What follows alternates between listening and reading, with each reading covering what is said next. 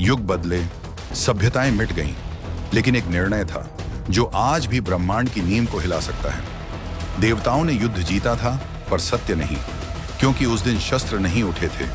उस दिन ज्ञान बांटा गया था, एक ऐसा ज्ञान जो अगर मानव तक पहुंच जाता तो भक्ति डर में बदल जाती और धर्म हथियार बन जाता। कुछ छुपाया गया था, ना जमीन के नीचे, ना समय में खोया हुआ, सबकी आंखों के सामने।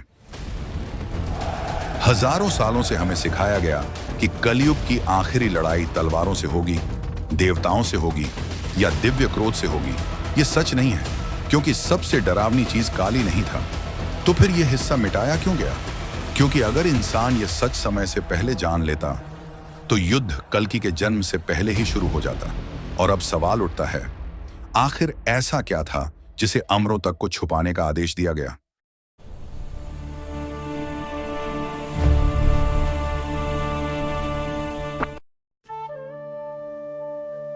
आज हम एक ऐसी कहानी में गोता लगाने जा रहे हैं जो न सिर्फ पुरानी पौराणिक कथाओं से निकली है, बल्कि आज के कलयुग की सच्चाइयों से भी जुड़ी हुई है।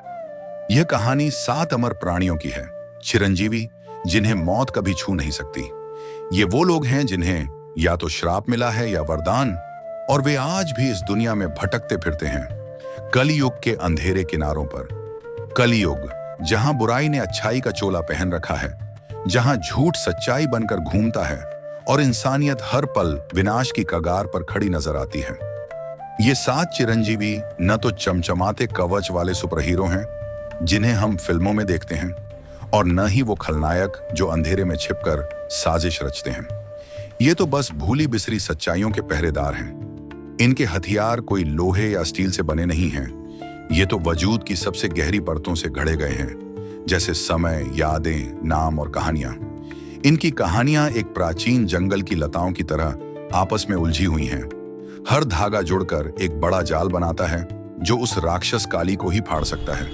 काली, जो इस युग का प्रतीक है, धोखा, भ्रष्टाचार और वो सारी बुराइयां जो आज हमें हर तरफ घेरे हुए हैं। सुनो ध्यान से मेरे दोस्त, मैं आज इन 7 की कहानियों को एक लंबी, रोचक कथा में पिरोने जा रहा हूं। यह कथा सिर्फ मनोरंजन नहीं, बल्कि एक सबक है, रोमांच से भरी, डर से सिहराने वाली और उम्मीद की किरण दिखाने वाली। उनके हथियारों को समझेंगे और देखेंगे कि कैसे वे कलयुग में चुपचाप काम कर रहे हैं। हमारी कहानी की शुरुआत होती है उस महान महाभारत युद्ध के ठीक बाद से। कल्पना करो, कुरुक्षेत्र का मैदान जो कभी हरे भरे घास से ढका था, अब लाशों से पट गया है। हवा में अभी भी तीरों की सनसनाहट गूंज रही है और खून की नदियां बह रही हैं। दुनिया सोच रही थी कि युद्ध खत्म, अब शांति आएगी, लेकिन सच तो यह था कि हिंसा कभी खत्म नहीं होती। वो बस अपना रूप बदल लेती है। वो अब खुलेआम तलवारों से नहीं, बल्कि दिमागों में छिपकर लड़ती है। इन्हीं खंडहरों में भटक रहा था एक योद्धा, अश्वत्थामा, द्रोणाचार्य का बेटा। वो महाभारत का वो पात्र था जिसने युद्ध के अंत में एक भयानक गलती की थी। रात के अंधेरे में उसने सोते हुए पांडवों के बच्चों को मार डाला था। इसके लिए कृष्ण ने उसे श्राप दिया था, एक जख्म जो कभी नहीं भरता और अमर जीवन। लेकिन वो जख्म कोई साधारण घाव नहीं था, वो एक स्मृति बीज था, एक ऐसा बीज जो यादों की आग फैलाता है। अश्वत्थामा अब सिर्फ एक इंसान नहीं रहा, वो बन चुका था स्मृति का अस्त्र, यादों का हथियार। कल्पना करो उसकी शक्ल, दुबला पतला शरीर, फटे पुराने कपड़े जो सदियों से नहीं बदले, माथे पर वो चमकता जख्म जैसे कोई जलता हुआ हीरा, और आंखें, ओह वो आंखें जैसे बुझते हुए कोयले जो अंदर से अभी भी सुलग रहे हों। जहां भी वो कदम रखता, धरती कांपती, पेड़ों की पत्तियां झड़ जाती, नदियां ठहर जाती और लोगों की चेतना हिल जाती। समय खुद रुक सा जाता। क्यों? क्योंकि उसका हथियार मारता नहीं था, वो बस याद दिलाता था। एक बार की बात है, कलयुग के शुरुआती दिनों में जब काली ने एक राजा का रूप धरा था। वो राजा बड़ा चालाक था, झूठ बोलकर प्रजा को लूटता, छल से दुश्मनों को हराता। लेकिन जब अश्वत्थामा उस महल में पहुंचा तो सब बदल गया। राजा यानी काली को अचानक सब याद आने लगा। वो पहला झूठ जो उसने बचपन में बोला था, वो छल जब उसने अपने ही भाई को धोखा दिया, वो हर मासूम जिसकी बलि उसने अपनी महत्वाकांक्षा के लिए ली। यादें आईं जैसे बाढ़, एक एक करके, तेज और दर्दनाक। काली चीखा, लेकिन दर्द से नहीं, पछतावे से। क्योंकि दर्द तो सहा जा सकता है, मौत को तो कबूल किया जा सकता है, लेकिन पछतावा वो आत्मा को खा जाता है। काली को सबसे ज्यादा डर इन्हीं यादों से लगता है, क्योंकि वो उसके झूठे साम्राज्य की नींव हिला देती हैं। अब सवाल उठता है, अश्वत्थामा ने यह शक्ति क्यों नहीं छोड़ी? क्यों वो आज भी इस दर्द को ढोता फिरता है? जवाब सिंपल है लेकिन गहरा। अगर काली याद करेगा तो इंसान भी याद करेगा, और इंसान की याददाश्त, ओह वो क्या चीज है, वो पूरी सभ्यताओं को जला सकती है। सोचो, अगर आज के नेता, व्यापारी या आम आदमी को अपनी हर गलती याद आ जाए, हर वो अन्याय जो उन्होंने किया या देखा, तो क्या होगा? क्रांति आएगी, बदलाव आएगा। लेकिन अश्वत्थामा जानता है कि ये यादें दो धारी तलवार हैं, इसलिए वो भटकता फिरता है, ना रक्षक बनकर ना हत्यारा बनकर, बस एक जीती जागती चेतावनी जो कहती है, याद रखो वरना भुगतो। अब चलते हैं पहाड़ों की उस धुंध भरी घाटी में, जहां हवा भी ठंडी और रहस्यमयी है। वहां जागता है एक और अमर, परशुराम, विष्णु का छठा अवतार। वो योद्धा है जिसने 21 बार क्षत्रिय वंशों का संहार किया था, अपनी मां की आज्ञा मानकर। लेकिन उसकी कुल्हाड़ी कोई मामूली हथियार नहीं थी, वो एक जांच का औजार थी, एक ऐसा टूल जो वंशों को परखता था। आज वो है वंश संहारक अस्त्र। कल्पना करो परशुराम को, विशाल कद, घनी दाढ़ी जैसे गरजते बादल, और हाथ में वो चमकती कुल्हाड़ी जो सदियों से खून से रंगी है। ये कुल्हाड़ी किसी एक इंसान को नहीं काटती, वो पूरे वंश को स्कैन करती है, जैसे कोई कंप्यूटर वायरस। जब भी शक्ति भ्रष्ट हो जाती, जब राजा या सत्ता खुद को भगवान समझने लगती, कुल्हाड़ी जाग उठती, उसका एक झटका और पूरा खानदान कट जाता। एक पुरानी कथा याद करो, जब कार्तवीर्य अर्जुन नाम के राजा ने अपनी शक्ति का दुरुपयोग किया, परशुराम ने उसका सामना किया। कुल्हाड़ी ने पूछा, नहीं कि दोषी कौन है, बल्कि तुम किससे जुड़े हो। पिता, भाई, पूर्वज, इतिहास, सब कुछ परखा गया, और फिर संहार। लेकिन कलयुग में ये कुल्हाड़ी क्यों नहीं उठी? क्योंकि आज का द्वार अलग है। आज हर इंसान किसी न किसी अन्याय से जुड़ा है, ना सिर्फ करने से, बल्कि चुप रहकर, देखकर या फायदा उठाकर। सोचो, अगर आज कुल्हाड़ी चली तो राजनीतिक परिवार, कॉरपोरेट घराने या आम लोग जो सिस्टम का हिस्सा हैं, कौन बचेगा? कोई नहीं। सबके हाथ किसी न किसी गंदगी से सने हैं। इसलिए परशुराम आज भी जीवित हैं, पहाड़ों में छिपे हुए, लेकिन कुल्हाड़ी जमीन में घड़ी है, इंतजार में। इंतजार उस पल का जब शायद कोई सच्चा निर्दोष उभरे, या जब बुराई इतनी बढ़ जाए कि संहार जरूरी हो जाए। ये इंतजार हमें सोचने पर मजबूर करता है, क्या हम अपनी चुप्पी से खुद को दोषी बना रहे हैं? अब समुद्र पार चलते हैं, उन हरे भरे जंगलों में जहां बंदर पेड़ों से राज बांटते हैं और हवा में राम नाम की गूंज है। वहां बैठे हैं हनुमान, राम के सबसे बड़े भक्त, पवन पुत्र। उनके पास कोई चमचमाता शस्त्र नहीं है, कोई जादुई तीर या गदा नहीं। उनके पास है सिर्फ एक नाम, नाम का अस्त्र, काली का असली नाम। ये नाम क्या है?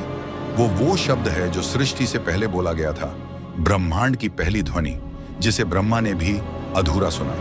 अगर ये नाम बोला जाए तो काली, वो सारी बुराई पूरी तरह मिट जाएगी, जैसे कोई डिलीट बटन दबा दिया जाए। लेकिन कीमत, जो बोलेगा वो हर समय रेखा से मिट जाएगा। न स्वर्ग मिलेगा, न मौत का आराम, न पुनर्जन्म का चक्र, बस शून्य, जैसे कभी अस्तित्व ही नहीं था। हनुमान ने हजारों साल सोचा, क्यों ना बोल दूं। एक बार रामायण के बाद जब रावण मरा लेकिन बुराई फिर उठी, हनुमान ने नाम के बारे में विचार किया, लेकिन रुक गए। क्यों? क्योंकि भक्ति सिर्फ बलिदान नहीं है, वो बुद्धि भी है, सीमा समझने की। अगर हनुमान मिट गए तो विश्वास मिट जाएगा। राम की कहानी कौन याद रखेगा? भक्ति का मतलब कौन समझेगा? और बिना विश्वास के काली को मारना भी व्यर्थ है, क्योंकि नई बुराई जन्म लेगी। इसलिए हनुमान आज भी ध्यान में बैठे हैं, नाम सीने में छिपाए, जंगलों में। वो हमें सिखाते हैं कि कभी कभी ना करना ही सबसे बड़ा करना होता है। क्या तुम्हारे जीवन में ऐसा कोई राज है जो बोलने से सब बदल सकता है, लेकिन कीमत बहुत भारी है? अब पहुंचते हैं लंका के उन टूटे किलों पर, जहां समंदर की लहरें अभी भी रावण की कहानी सुना रही हैं। वहां खड़े हैं विभीषण, रावण का भाई, लेकिन सत्य का पक्ष चुनने वाला। वो रावण का सगा नहीं था, बल्कि सत्य का निर्वासित रक्षक था। उसके पास है सत्य दर्पण, निष्ठा का दर्पण। ये दर्पण कोई साधारण शीशा नहीं, ये चेहरा नहीं दिखाता, बल्कि निष्ठा दिखाता है। काली कौन है ये नहीं बताता, बल्कि बताता है कि कौन उसे ताकत दे रहा है। राजा जो चुपचाप समर्थन करते हैं, संत जो आंखें मुंह लेते हैं, व्यापारी जो फायदा कमाते हैं, माँ बाप जो बच्चों को गलत सिखाते हैं, भक्त जो अंधभक्ति में डूबे हैं, सबके सच सामने आ जाते हैं। एक बार रामायण में जब विभीषण ने रावण को यह दर्पण दिखाया तो रावण ने देखा कि उसके अपने लोग ही उसे ताकत दे रहे थे, लेकिन वो नहीं माना और नतीजा हार। पिछली बार जब दर्पण पूरी तरह खुला, साम्राज्य बिना युद्ध के ढह गए, क्योंकि सच तलवार से भी तेज काटता है। लोग आपस में लड़ पड़े क्योंकि सच्चाई ने उनके झूठे बंधनों को तोड़ दिया। आज दर्पण बंद है। क्यों? क्योंकि अगर खुला तो कोई पक्ष नहीं बचेगा। आज का दुनिया, राजनीति, सोशल मीडिया, परिवार, सब कुछ टूट जाएगा, क्योंकि हर कोई किसी न किसी झूठ से जुड़ा है। विभीषण दर्पण संभाले खड़े हैं, समंदर के किनारे, सोचते हुए, क्या इंसान कभी इतना मजबूत होगा कि अपना सच देख सके? समय के उन मोड़ों पर चलते हैं जहां इतिहास खुद झुकता है, जैसे कोई पुरानी किताब के पन्ने।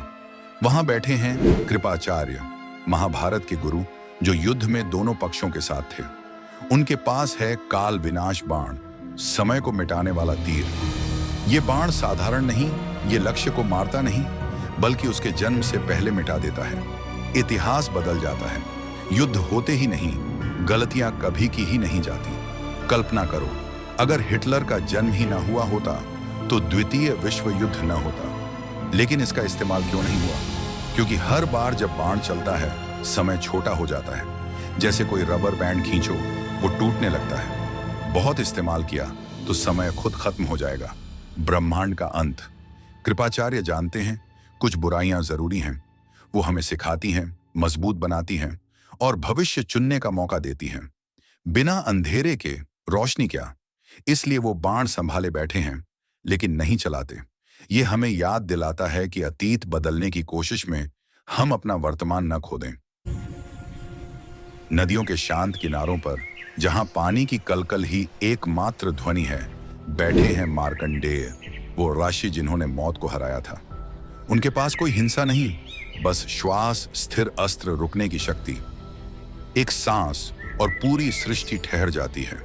न समय चलता, न जीवन, बस पैच, जैसे कोई फिल्म रोक दी हो। लेकिन समय को कैद पसंद नहीं। जब सांस छूटती है तो विनाश की बाढ़ आती है, जैसे दबा हुआ गुस्सा फूट पड़े। इसलिए मार्कंडेय आज भी सांस रोक कर बैठे हैं, दुनिया को चलने दे रहे हैं। ये सिखाता है कभी कभी रुकना ही आगे बढ़ना होता है। क्या तुम्हारे जीवन में ऐसा कोई पल है जहां रुकना जरूरी है? और आखिर में, ब्रह्मांड की उस विशाल लाइब्रेरी में, जहां किताबें सितारों की तरह चमकती हैं, बैठे हैं वेदव्यास, महाभारत के रचयिता। उन्होंने वो महाकाव्य लिखा, लेकिन आखिरी अध्याय अधूरा है, अधूरी कथा। क्यों? क्योंकि जिस पल वो पूरा होगा, पढ़ने वाला खुद उसका पात्र बन जाएगा, अंत तय हो जाएगा और विकल्प मर जाएंगे। जीवन की सुंदरता तो अनिश्चितता में है, इसलिए कथा रुकी है, हमें चुनने का मौका देकर। व्यास हमें बताते हैं, कहानियां कभी खत्म नहीं होती, वो जारी रहती हैं। ये 7 चिरंजीवी आज भी हैं, हथियार तैयार, लेकिन चुप। वे कलयुग में संतुलन बनाए रखते हैं, हमें याद दिलाते कि असली ताकत रोकने में है। कहानी अभी खत्म नहीं हुई, अब तुम्हारी बारी। कौन सा हथियार चुनोगे? सोचो और शायद बदलाव लाओ। अगर यह कहानी आपको सिर्फ रोचक नहीं, बेचैन कर रही है, तो याद रखिए, ये सिर्फ कहानी नहीं हो सकती, क्योंकि कुछ सच सुनने वालों को नहीं, तैयार लोगों को मिलते हैं। अगर आप जानना चाहते हैं कौन सा अस्त्र जाग चुका है, तो कमेंट में बताएं और AI स्टोरी टेलिंग को सब्सक्राइब करें। See you in next video.